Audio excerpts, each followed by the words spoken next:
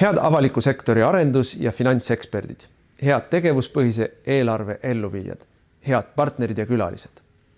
Mul on kahju, et ma ei saa isiklikult kohal viibida tänasel tänuüritusel, kus tähistame esimesi tulemusi. Seetõttu edastan oma tervitused ja tänusõnad video vahendusel. Me elame kiirete muutuste ajal, kuid eelarve ja kulutuste struktuur ei ole ajas oluliselt muutunud. Riigieelarvet planeeritakse eelnevatel aastatel kujunenud baasi pealt.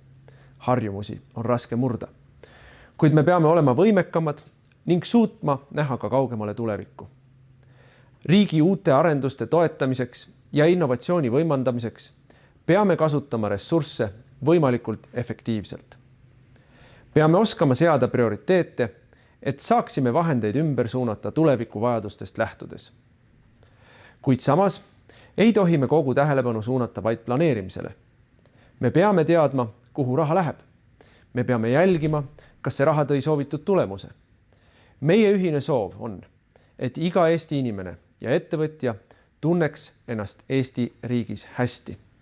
Teist igaühe panus on hindamatu. Teie olete need inimesed, kes toetavad riiki, et otsuseid tehtaks teadmispõhiselt ja ressurssi juhitaks parimal moel. Mul on hea meel, et te olete kaasa teinud selle keeruka ülemineku. See on meile andnud parema ülevaate, mida ja miks me teeme. Nüüd oskame ka paremini analüüsida, kas meie tegevus aitab saavutada riigi pikaajalisi eesmärke. Eesti on esimene riik, kes on suutnud eelarves ühendada mõõdetavad eesmärgid rahaga. Meil on olemas info, mille baasilt saame hakata üles ehitama uut ja paremat riigi juhtimise süsteemi. Kui me suudame tagada, et arengukavasid on mõistlik arv, vähendame üksteise töö dubleerimist. Saame paremini mõõta oma töö tulemusi ja ühtlasi muudame eelarve kodanikule arusaadavamaks.